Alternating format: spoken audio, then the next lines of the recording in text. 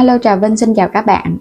Hôm nay thì mình chia sẻ đến các bạn cái món bánh ngon được kết hợp với dừa rám nạo nè, đường thốt nốt, bên trong bánh dẻo mềm thơm phức, làm cũng dễ và nhanh nữa. Thì bây giờ mời các bạn mình cùng vào bếp để thực hiện bánh ngon cho cả nhà thưởng thức luôn ha.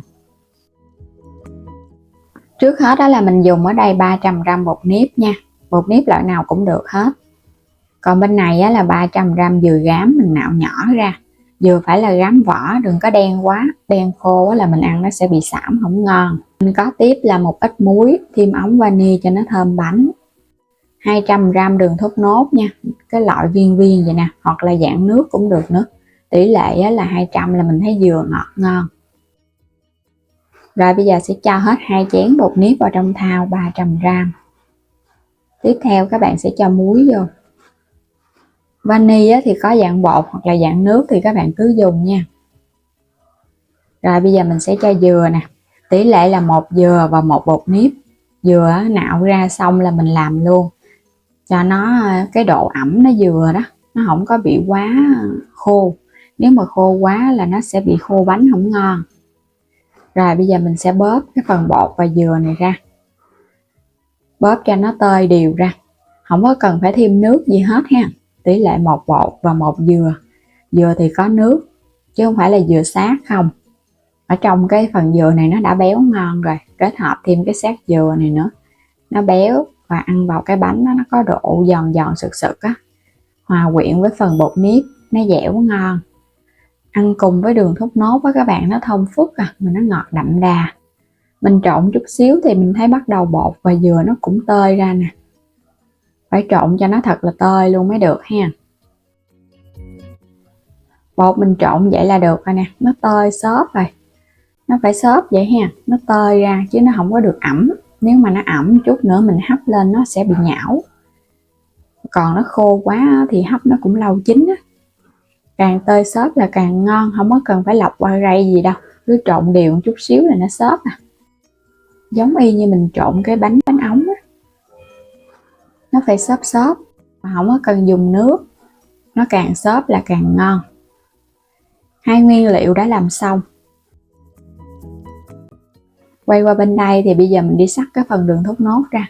Các bạn xắt ra nhỏ nhỏ, càng nhuyễn là càng ngon, tại vì một chút mình sẽ cho vào chính giữa hai cái lớp bột bánh á, nên là xắt nhỏ nó mới đều, không có cần phải sấy hay là thắng gì hết, cho nên nó là cho trực tiếp vào trong cái phần bột luôn. Các bạn hấp lên đường nó tan ra, nó thấm vào trong bánh là bánh nó ngon. Cái đường thốt nốt này mình làm cái độ ngọt nó cũng vừa đó, nó không có bị quá gắt, và khi mà làm vào trong bánh nó cũng màu đẹp. Còn các bạn không làm đường thốt nốt thì mình làm đường chải cũng được ha, loại đường mía đó, cái màu nó cũng đẹp lắm. Thì ở trong kênh mình có bán thêm các sản phẩm liên kết đó, nếu các bạn có nhu cầu muốn mua thì bấm vào góc trái video lựa chọn sản phẩm mua ủng hộ mình ha. Bắt đầu mình dùng cái khuôn này là khuôn inox 22 nha. Các bạn cứ rắc cái phần bột nếp vô, càng xốp là càng ngon nha, không có đè dẻ gì hết, cứ rắc vô từ từ vậy nè, rắc rải nó đều. Mình sẽ chia ra làm 2 lớp, một lớp ở bên dưới và một lớp ở bên trên, còn lớp chính giữa là sẽ cho cái lớp đường á. Cứ rắc thật là đều. Đường này mình cho vào là nó sẽ ngọt đậm đà luôn, nhưng mà nếu mà các bạn nào ăn ít ngọt hơn cũng có thể giảm lại, không sao hết nha. Cứ cho hết một lớp dừa và bột nếp. Kế tiếp đó thì mình sẽ lấy đường, mình sẽ rắc đều lên luôn, không có đè dẻ gì hết. Đè dẻ là khó chín lắm, chút bánh ra nó sẽ bị dẻo á, nó không được xốp. Rồi rắc đều đều vô. Chắc đường này hơi nhiều quá, mình sẽ chừa lại một ít quá các bạn ha, ngọt quá ăn cũng ngán lắm. Mình sẽ chừa lại một ít đường đi, còn lại thì mình cho vô. Rắc thật là mỏng và nó đều. Đường thốt nốt, đường chải hoặc là đường mía, chứ đường cát là vô màu nó không đẹp đâu. Còn nếu mà các bạn làm đường cát á, là mình trộn trực tiếp vào trong phần bột với dừa luôn á, chứ không cần phải làm lớp vậy, thì sở thích ha. Cuối cùng là một lớp bột dừa nữa nè. Một lớp bột còn lại mình cũng rắc đều lên, nhớ là phải rắc cho nó xốp, không được đè dẻ. Cái khuôn này mình thấy với cái lượng bột này là nó vừa luôn. Bên kia thì mình vắt sẵn nồi nước sôi đi, chút nữa mình sẽ đem bánh lên hấp để dễ tính thời gian. Dang cho nó thật là mỏng cái lớp bột dừa ra, hoặc là các bạn gõ nó xuống chút xíu để cho nó giã, chứ nó đừng có đè là nó sẽ bị giã bánh. Rồi bây giờ sẽ bắt lên trên bếp mình hấp luôn. Nước trong nồi sôi thì dễ tính thời gian, các bạn sẽ đậy kín nắp, mình hấp khoảng nửa tiếng đồng hồ nha, với lửa trung bình là bánh nó chín nè. Trong thời gian hấp thì các bạn cũng có thể xả hơi nước 2 đến 3 lần để cho nước nó đừng có đọng ở trên cái khuôn, nó dễ bị nhão bánh. Bánh lấy ra thơm phức cái mùi đường thốt nốt và cái mùi dừa các bạn. Thơm quá chừng luôn á. Thơm cái mùi giống y như là bánh ít nhân dừa luôn á. Nó có dừa, nó có đường thốt nốt nè. Bánh này mình đã để cho nó nguội sẵn rồi. Nguội á là mình lấy nó ra nó dễ lắm, nó tróc, nó không có bị dính khuôn gì đâu. Cái phần đường mình cho hơi nhiều nên nó dính ở xung quanh cái khuôn nè. Các bạn lấy xung quanh ra rồi mình ấp ngược nó ra là nó dễ.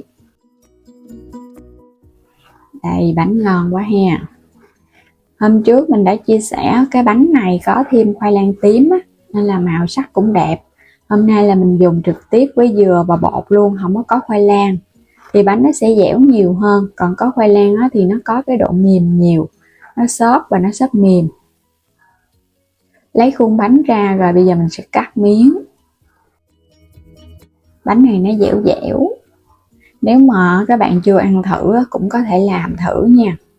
Nếu mà mới làm á thì mình làm ít thôi, làm thấy ngon á thì hãy tăng liều lượng lên, cứ tỷ lệ 1 bột 1 dừa là ngon à. Còn phần đường thì tùy ý thích, muốn ăn ngọt nhiều hay ngọt ít thì mình cứ cho thôi, chứ không có cần phải chính xác gì hết á. Bánh dẻo mềm, bên trong có phần nhân đường á, nhìn nó cũng bắt mắt hơn ha. Thơm lắm các bạn, thơm nhất chính là cái mùi dừa.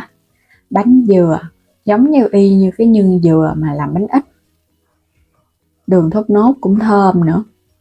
Bánh ngọt đậm đà, thơm phức. Ăn cái này á, uống thêm ly nước trà nữa ha. No nê luôn á, không ngán. Ăn ngọt cái uống nước trà nó vừa thanh lọc mà nó vừa chống ngán. Làm sẵn cứ để yên là xế á, lấy ra các bạn thưởng thức, rất là tuyệt vời luôn á. Dễ làm, không cần phải nhồi bột gì hết á, chỉ cần trộn bột thôi, ra có chút xíu thời gian thôi à. Giờ cảm ơn các bạn đã theo dõi hết video của mình nha. Nếu chưa đăng ký kênh thì vui lòng đăng ký ủng hộ kênh Alo Trà Vinh và Alo Trà Vinh 2. Và mời các bạn bấm vào góc trái video hoặc là ảnh kênh chuyển đến cửa hàng, lựa chọn nhiều sản phẩm ở trong kênh mình có bán á, mua ủng hộ mình với ha. Xin cảm ơn các bạn, xin chào và hẹn gặp lại các bạn ở những video tiếp theo.